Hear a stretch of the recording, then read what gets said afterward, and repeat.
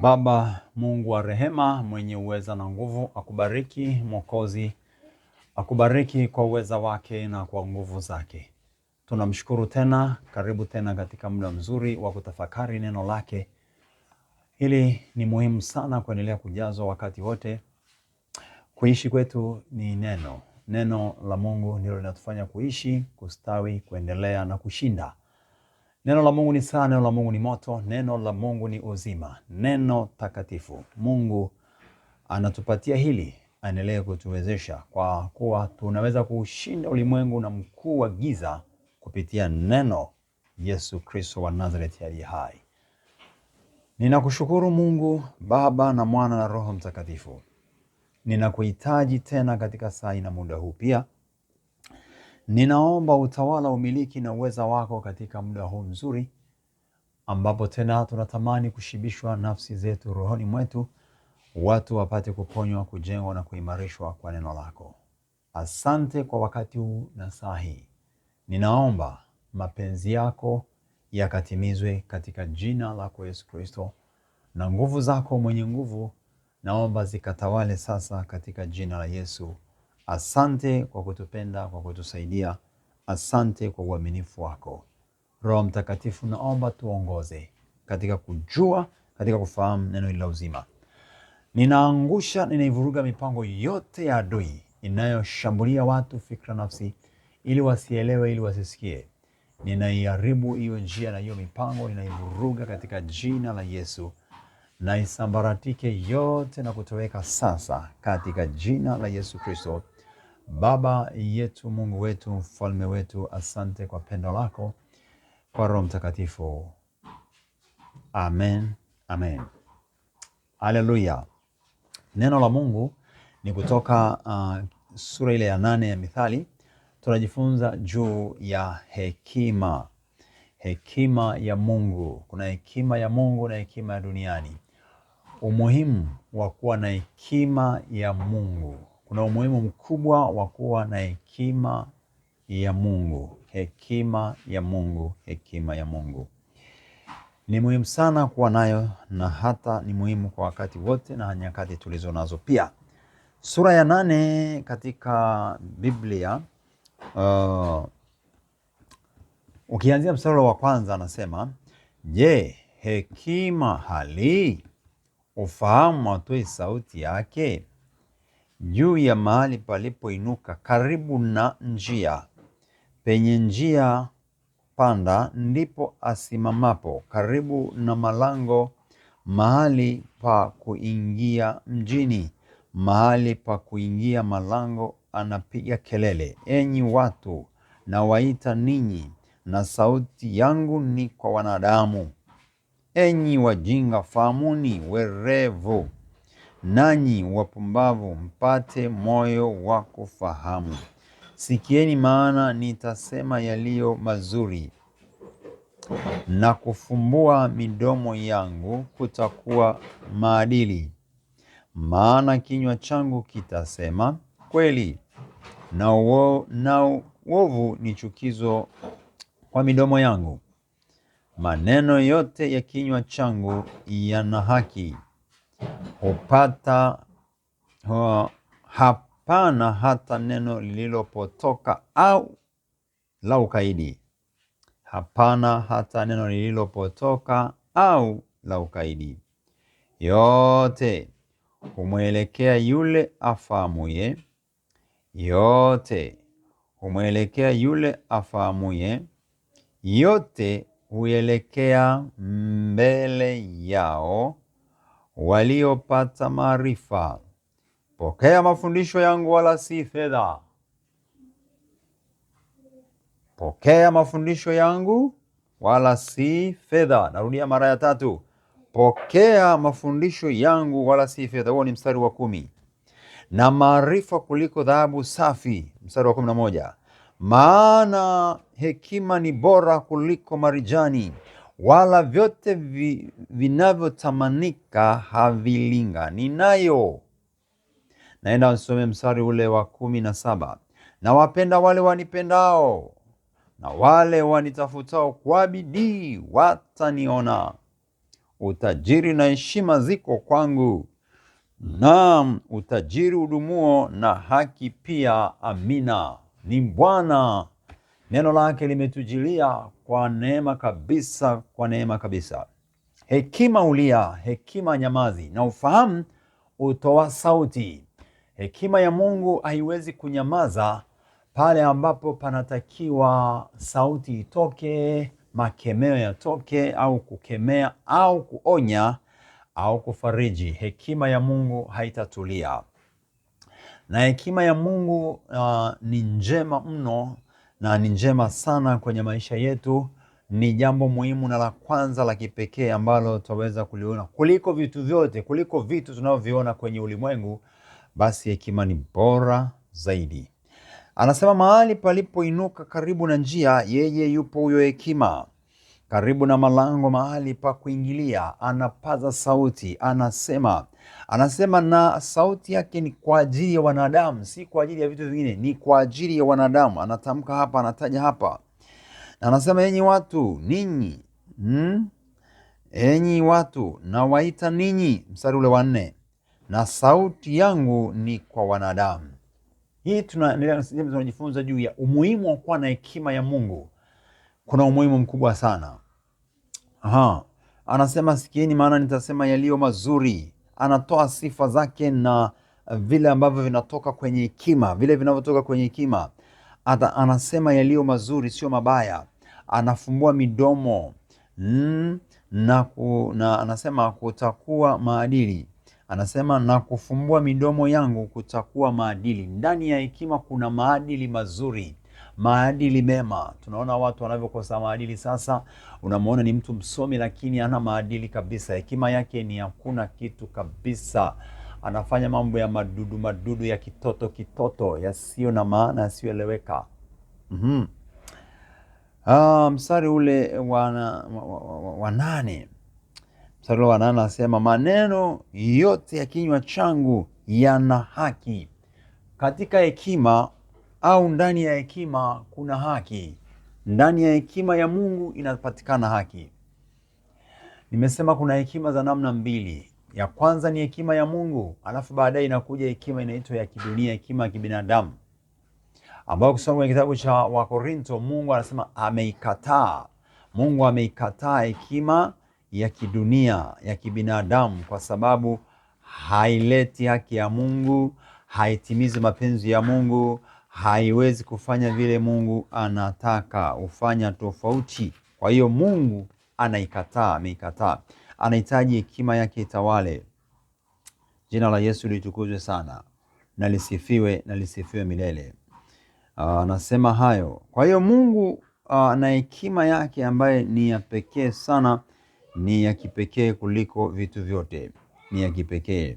Angalia sura ile ya Wakorintho wa kwanza, sura ya 1. Yu wapi mwenye hekima? Yu wapi mwandishi? Yu wapi mleta hoja wa zamani hizi? Je, Mungu hakuifanya hekima ya dunia kuwa ni upumbavu? Je, Mungu hakuifanya hekima ya dunia kuwa ni upumbavu? Mungu anaichukulia kwa upumbavu kabisa hekima ya dunia. Anauliza, yuko wapi mwenye hekima? Yuko wapi mwandishi? Yuko wapi mleta hoja? Yuko wapi mtu anaweza kusimama akasema ambayo Mungu anataka au yanampendeza bila kutumia hekima ya kwake? Maanake bila kutumia hekima ya Mungu, mwanadamu atafanya upumbavu tu na ujinga na yasiyompendeza Mungu. Ndio sababu anasema Mungu ameifanya kuwa ni upumbavu. Mungu ameifanya hekima ya dunia kuwa ni upumbavu. Mstari wa 9, yote umwelekea yule afahamuye. Narudi kule kwenye Mithali. Yote umwelekea yule afahamuye. Yote umwelekea huelekea mbele yao waliopata maarifa. Pokea mafundisho yangu wala si fedha, na maarifa kuliko dhahabu safi. Hekima kwanza inatanguliza hekima. Mungu anataka kwanza tupate hekima. Ndani ya hekima anasema pokea mafundisho yangu wala si fedha. Kwanza hekima inataka tupate fundisho kwanza, mafundisho ya kimungu, ya kiungu, mafundisho, maelekezo kwanza. Hekima ya Mungu inatanguliza kwanza kufundishwa, kwanza kueleweshwa, kwanza kutambulishwa, kujua 1, 2, 3 nini, namna gani. Kwa hiyo ndio sababu anasema pokea mafundisho kwanza, sio fedha. Mtu anaweza akawa na fedha nyingi lakini hajui namna ya kuzitumia, ama akazitumia vibaya, akajeruhi watu, akatesa watu, akawa na kiburi, akatukana, akafanya maovu mbele za Mungu na mbele za wanadamu, kwa sababu hakuwa na mafundisho kwanza. Lazima kwanza kuwa na maelekezo namna ya kutumia hizo fedha. Kama hekima ya Mungu haipo ndani ya mtu, kuna hekima tu ya kawaida inaweza ikamwelekeza vitu viovu, vibaya, visivyo vya maana, visivyo na mwelekeo, vilivyoharibika. Lakini hekima ya Mungu kwanza ni safi, tena itakayotupa usikivu na utulivu. Anasema katika Yakobo kule, kwenye Yakobo anasema hiyo kwanza itatupa kuwa na utulivu, usikivu na mpangilio mzuri. Hekima ya Mungu na ufahamu wa rohoni ni muhimu kuwa nayo. Itatusaidia kuchanganua, kupambanua. Hekima ya Mungu, ufahamu wa rohoni utatupa kufahamu vema namna gani ya kuchukua, namna gani ya kutenda, na mpangilio uweje. Ndio sababu ni muhimu kwanza kupata mafundisho ya hekima ya kimungu, kwamba katika pesa hiyo au katika uongozi ulioupata, uongozi unataka namna gani, Mungu anatakaje katika uongozi. Kwa sababu uongozi bila Mungu ni hasara, ni mateso, ni uonevu, nini tunasema, ni udikteta tu, ni kutesa tu. Kama ni kiongozi asiye na Mungu na asiye na hekima ya Mungu, kwa maana nyingine, hekima ya Mungu ikosekana kwa kiongozi, basi lazima atavuruga, atamkasirisha Mungu, ataharibu, atatesa, ataumiza, ataua. Hekima ya Mungu ni muhimu. Ndio sababu ni muhimu kuwa nayo, na yenyewe inasema mafundisho kwanza, na si fedha, na maarifa kuliko dhahabu safi. Maarifa ya rohoni kwanza kuliko kupata mali. Kwa cha kwanza katika maisha yetu, kwenye familia, kwa mtu mmoja au kwa watu wengi, kinachostahili au kinachotakiwa sio kwanza kukimbilia kupata vitu. Anasema hapa dhahabu, anataja habari ya dhahabu safi, anataja habari ya fedha. Kwa anasema ni muhimu kwanza kupata maarifa ya ndani, maarifa ya rohoni kwanza. Maarifa ni muhimu kwanza. Maarifa ni muhimu kuliko kupata kwanza hivi. Kwa hiyo kwa mtu binafsi, hata kwa watu wengi, kwa kundi kubwa la watu, ni vema kwanza kupokea kilicho cha Mungu, hekima na ufahamu, ili kujua jinsi ya kutenda huo uongozi. Watu wakapata mafedha mengi, lakini hakuna haki, hakuna amani. Hakuna haki, hakuna amani. Hapo ni shida kubwa, na vurugu zitakuja, maelewano yatakuwa hakuna, hata kama ni matajiri. Lakini kama hekima ya Mungu haipo, na namna ya kutumia huo uongozi, namna ya kuenda katika uongozi, namna ya kuzitumia zile fedha, huyo mtu au huyo kiongozi, hawa watu watavurugana, patakuwa pakaliki. Pakikalika, basi patakuwa ni mahali pa shida na taabu, kwa sababu kwanza haikutangulia hekima ya Mungu. Mstari wa 11 anasema, maana hekima ni bora kuliko marijani, wala vyote vinavyotamanika havilingani nayo. Vinavyotamanika, fedha, magari mazuri, majumba mazuri, almasi, madini, vitu vya kidhabu, vitu vinavyong'ara. Anasema vitu hivyo japo vyavutia sana na ni vya thamani kubwa, anasema si kitu mbele ya hekima. Si kitu mbele ya hekima. Maana hekima ni bora kuliko hivyo vitu. Biblia inasema katika mstari wa 11, hekima ya Mungu ni bora kuliko vitu hivyo. Kwa hiyo ni bora kwanza kukaa na hekima kuliko vitu hivyo. kwa sababu hiyo itatuongoza jinsi ya kuvitumia vitu hivyo. Kwa hiyo visitangulie vitu, bali atangulie hekima, roho ya Mungu. Hekima ni roho ya Mungu. Hekima ni roho ya Mungu, roho itakayotuongoza na kutuelekeza na kutufundisha na kutuwezesha kutembea katika mapenzi ya Mungu na kumpendeza Mungu Baba wa mbinguni. Haleluya! Hekima ya Mungu, hekima ya Mungu. Hebu tuone katika Agano Jipya. Katika Agano Jipya Yesu anatufundisha jambo lingine hapo. Kabla sijasoma huko, niende ule mstari ule wa 17 na 18. Anasema nawapenda wale wanipendao. Anasema hekima. Hekima anasema anawapenda wale wanaompenda, na wanaomtafuta kwa bidii watamuona. Hekima ya Mungu, roho wa Mungu huyu. Hekima anasema wale wanaomtafuta Bwana kwa bidii watamuona, na wale wanaompenda na Mungu atawapenda. 18. Utajiri na heshima ziko kwake. Hekima anasema utajiri na heshima viko kwake. Anasema naam, utajiri udumuo na haki pia. Utajiri unaodumu, vitu vinavyoweza kukaa na kustawi, na maisha ambayo hata kule baadaye tunakwenda kushangilia mbinguni pamoja na Bwana. Hekima inatuambia tutapata kwake. Tukiwa na hekima, kwenye hiyo hekima ndani yake tutapata hayo. Twende tuone Agano Jipya Yesu anasemaje. Mathayo 11:25 mpaka 27. Wakati ule Yesu akajibu akasema, nakushukuru Baba, Bwana wa mbingu na nchi, kwa kuwa mambo haya uliwaficha wenye hekima na akili. Walifichwa wenye hekima na akili, ukawafunulia watoto wachanga. Naam Baba, kwa kuwa ndivyo ilivyokupendeza mbele zako. Akasema, nimekabidhiwa vyote na Baba yangu, wala hakuna amjuaye mwana ila Baba, wala hakuna amjuaye Baba ila mwana, na yeyote ambaye mwana apenda kumfunulia. Mwana apenda kumfunulia ufunuo wa kiroho, ufahamu wa kiroho, maarifa ya kiroho ya rohoni. Anasema kwamba hekima na akili, wenye hekima na akili wamefichwa. Wanaong'ang'ana kuwa na hekima ya dunia na akili tu za darasani au akili tu na masomo tu, lakini hawana ufahamu wa rohoni wala hekima ya Mungu kwanza. Anasema hawa wamefichwa mambo ya kimbingu, mambo ya rohoni, mambo ya Yesu. Wamefichwa. Maana yake ni kama wako gizani kwa maana nyingine. Kwa hiyo kwenye hekima hakuna giza, kuna nuru, kuna mwangaza. Kwa hiyo basi inatumaanisha au inatuonyesha ni muhimu sana tutangulize hekima kuliko kutangulia kupata mali, madaraka, nguvu, utawala, vitu.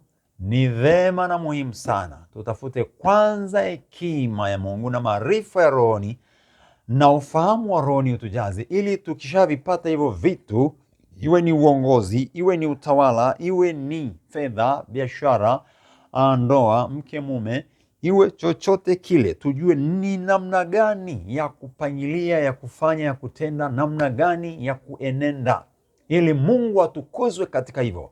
Kwa hiyo shida yetu wakati mwingine tunakimbilia kwanza kujipatia tunavyotaka kuvipata, lakini hatuna ufahamu, maarifa, uwezo wa kutunza, wa kuongoza, wa kupangilia, wa kufanya, wa kuonya, ama wa kutimiza kile ambacho Mungu atafurahishwa hapo au kwenye hilo au kwenye hicho ambacho unacho. Kwa hiyo ni muhimu sana Mungu Baba atujalie tena kujazwa hekima. Ni maombi yangu na kiu yangu nijazwe sana hekima yake na maarifa ya roho tele tele, na hivyo hivyo na wewe ujazwe kwa jina la Yesu. Sema amen. Tuombe. Baba mwenye enzi, ninakushukuru Baba mwenye rehema, kwa kuwa kwa upendo wako umependa kutuita sisi watoto wa Mungu, watoto wako. Na wewe ndiwe Baba. Asante Bwana Yesu Mwokozi. Bwana Yesu, ninakushukuru, nitakushukuru milele. Ninakuomba utujalie kujazwa maarifa ya rohoni, hekima ya Mungu, hekima ya kimbingu, ili Bwana wanaoongoza na kutawala katikati ya wanadamu wajue jinsi ya kuongoza, jinsi ya kutawala, ili katika maisha yetu kwa mambo yote tupate kujua namna ya kutenda, namna ya kuenenda. Katika jina la Yesu Kristo na kwa damu ya Yesu Kristo wa Nazareti uliye hai. Ninaomba neema yako ikatufunulie, ikatuwezeshe, na yale mapenzi yako yakaendelee kutimizwa, Jehova Bwana wa mabwana, katika jina lipitalo kila jina, jina lako Yesu Kristo. Ninaomba Baba uwajaze wa Tanzania hekima na maarifa. Kwa vile upendavyo Baba, tujaze, naomba tujaze, naomba tujaze. Kwa vile kupendezavyo Jehova Bwana, naomba tukajazwe na kuwezeshwa na wewe Bwana. Tukafunikwe damuni mwako na nguvuni mwako, katika uweza wa jina la Yesu. Ninaomba nafsi zetu, ndani yetu, tukajazwe na hekima na maarifa, tukajazwe na hekima ya Mungu na maarifa ya rohoni na ufahamu wa rohoni. Mungu, mimina tele hayo kwa viongozi, kwa watawala na kwa kanisa, kwa watumishi, makuhani wako. Baba, utujaze hayo watumishi wako, watoto wako, utujalie hayo yakae ndani yetu sana sana sana. Utumiminie Mungu wa rehema, Mungu wa neema, Mungu Mwokozi, utujaze tele tele tele, mfalme. Utuangalie kwa huruma na kwa rehema, Mungu mfalme. Usitupungukie, usituache, Mungu mfalme, Bwana wa mabwana, katika jina la Yesu Kristo linalopita kila jina, linalotenda miujiza, katika jina la Yesu Kristo linalotenda makuu, linalookoa, jina lenye nguvu na uweza.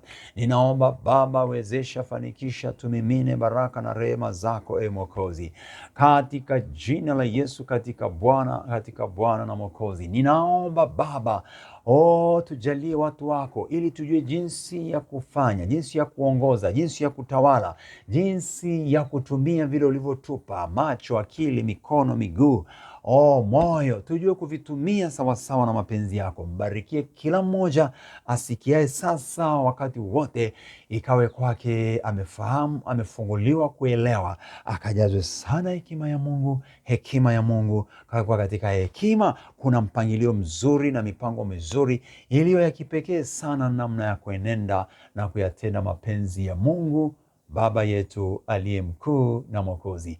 Ni katika jina la Yesu, ni katika jina la Yesu, ni katika jina la Yesu, ni katika jina la Yesu. Asante Mungu uliye Mwokozi na Baba, wabariki, watendee kwa uweza wako watu wako sawasawa na mapenzi yako, kwa utukufu wa jina lako.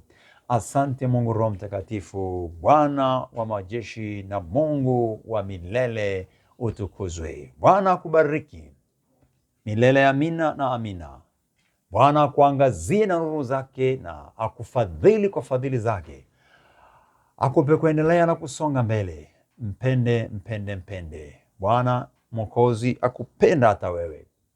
Nikukaribishe uendelee pia nawe kuiombea huduma ya Nuru Ministry ambayo ninaifanya ya kupeleka injili vijiji kwa vijiji. Mwaka umekaribia kwenda kuanza, ambapo tutaendelea tena mara baada ya kusimama kwa muda kwa sababu ya vile mambo yalikuwa. Sasa tutakwenda kuanza. Karibu kuombea, karibu kushiriki kwa maombi, kwa ushauri, kwa kwenda na sisi, kwa sadaka, kwa vyote ambavyo unavyoona inafaa kazi ya Bwana Yesu. Yesu anasema nendeni, na wewe nenda. Unaweza ukaenda kwa kwenda na sisi pamoja, unaweza ukaenda kwa mali zako, unaweza ukaenda kwa kutumia fedha, sadaka zako. Karibu kwa kazi hiyo njema. Usisite, usiache. Hata kama 1,000, 2,000, hata kama unatoa milioni, toa kwa moyo sasa, kwamba kazi ya Yesu ikafanyike. Toa kwa kupenda kazi ya Bwana ikatendeke. Mungu Baba Mwokozi akubariki sana sana sana. Namba za simu nitazitaja, ya Vodacom na ya Airtel. Namba ya Vodacom ni 0762 282 439. Hiyo ni Vodacom ambayo nairudia, 0762 282 439. Namba ya Airtel ni 0787 62 75 91. 0787 62 75 91. Waweza kutumia hizo kwa jambo lolote au kwa haya yote niliyokuelekeza hapo, niliyokukaribisha Karibu na Mungu akubariki sana. Amen, amen.